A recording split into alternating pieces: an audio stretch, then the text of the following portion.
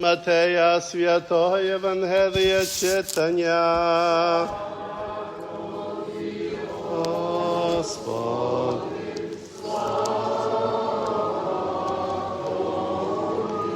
Будьмо уважні того часу. Коли ж прийшли до народу, тоді приступив до Ісуса один чоловік і, припавши йому до ніг, каже: Господи, змилуйся над моїм сином, бо він причинний і тяжко не здужає, часто кидаючи в вогонь, часто і в воду. Я привів його до твоїх учнів, та вони не могли його зцілити. Роде невірні та розбещені, відповів Ісус, доки мені з вами бути? Приведіть мені його сюди. Ісус погрозив йому, і біс вийшов з хлопця, тож видужав юнак тієї ж миті.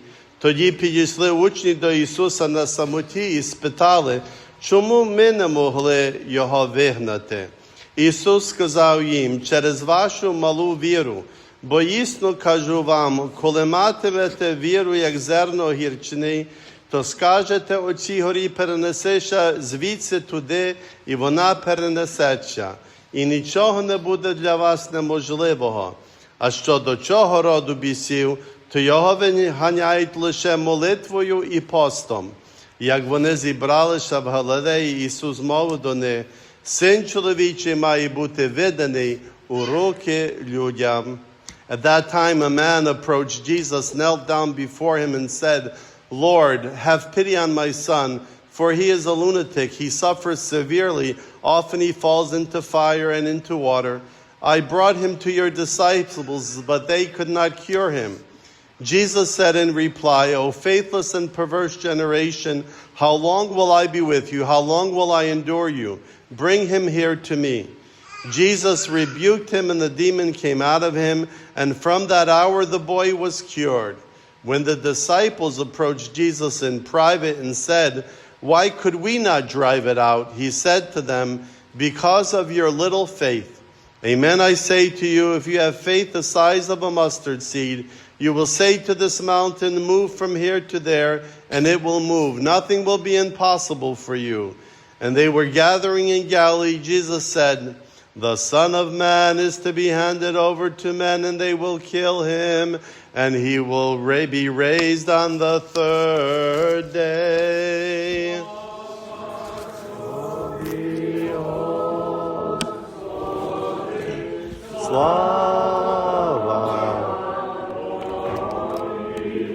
Слава Ісусу Христу! Дорогі христів, апостолі, ми чули, що Павло каже, що ми повинні наслідувати Ісуса, так як Він наслідує Ісуса. Я вам хочу сказати, було таке оповідання, що один святець був напередодні своєї смерти, і римський володар каже: я тебе заб'ю, чому ти не боїшся? А він каже: бо я живу чесно, я йду до мого Господа, що на мене чекає. І ми побачимося нині, бо ніхто не вмирає завтра.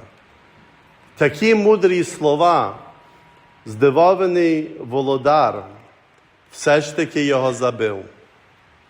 А ми маємо так багато хмару свідків людей, християни, що для принципів, для свого переконання віддали і своє життя. Ми називаємо їх мучениками. І церква завжди святкує, бо така любов є щира, бо людина, що віддає все, не має інших мотивів, інших намірів, лише прославляти свого Бога і піднести свою гідність. Людина, що йде слідами науки Ісуса Христа, є справді свобідна. Вона не є незалежна. Вона не боїться ні чутки, ні переслідування, бо вона знає, що перед Богом її совість буде свідчити на страшному суді, що вона живе справедливо. Ось таку свободу Ісус проповідував у час римської окупації, де Він не був ніякий громадянин ніякої країни, і його люди, євреї, не належали до ніякої країни, а римські окупанти їх переслідували, знущалися над ними, а Ісус приходить і проповідує їм і незалежність, і свободу.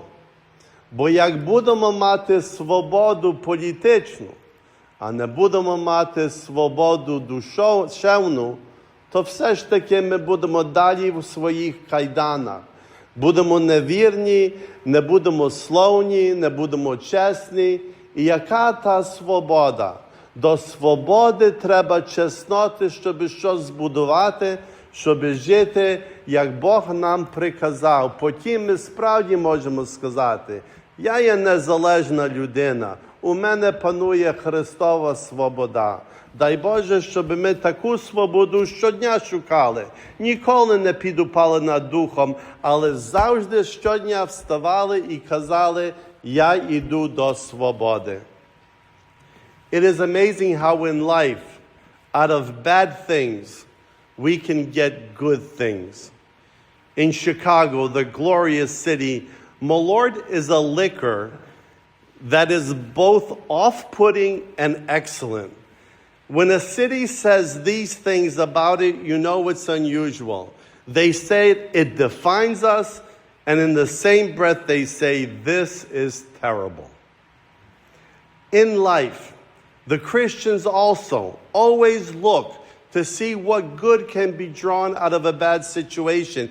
It is an ancient dictum in Christian theology. When speaking about the sin of Adam and Eve, we say, "O blessed fault that merited so great a redemption." In other words, even though we sinned, God's grace and his act of redeeming us, the love of Christ in our hearts, is even far exceeding our expectations. Well, I want to get it more down into concrete terms. I want to tell you the story of a man and a woman who were married at St. Patrick's Rectory in Manhattan. They were not poor. One was a Mennonite and one was a Catholic. The Mennonite was Hershey, the founder of Hershey Chocolates, and his wife, Catherine, was an Irish Catholic. And they were poor. He went bankrupt twice before the age of 30. And when he turned 30, him and his wife started the business that went on to be so successful. But there was sadness in their life. They wanted children badly, but could never have children. So what did they do? They founded a school for orphans and underprivileged children. And when his wife died, Mr. Hershey didn't give a percentage of his wealth. He gave all of his wealth to this school for orphans and underprivileged children, which exists to this very day and educates over 2,000 children every year, free of charge, medical, school, health, room and board, everything. That is a man who was not soured by fame or by profit or by all his achievements, but took a sad situation that he couldn't have children, and him and his wife said, let us help all these children that have no one to stand for them, that they don't have a chance to go to school or even to have a proper meal. So close to 80 years past his death, because he died in 1945, his inheritance, which numbers about 17 billion, continues to educate and raise for free over 2,000 children every year. Why do I say this? Because it is easy to be jaded or really soured by life and to think everyone is bad. The Christians would say, then why aren't you good? Why aren't you the example? Why aren't you taking up the standard of Christ and saying, I will be different? And the reason we look at people who do good in this world is to inspire us to do the same. So just like Jesus said, remember that famous parable about the Good Samaritan, and the people were even afraid to mention that the Samaritans could do anything good. He told them, well, now you know what someone did that's good. You go and do the same. So be encouraged. Don't be discouraged by the bad things that you see in this world. You become the person who becomes an example of what good can be done. Not because people will see it, because it will make you a phenomenal person, and other people will benefit from your goodness, and you will care for the children of God. Always remember, take care of the children of the God that you pray to. Slava Ісусу Христу! Промовмо всі з усієї душі, з усієї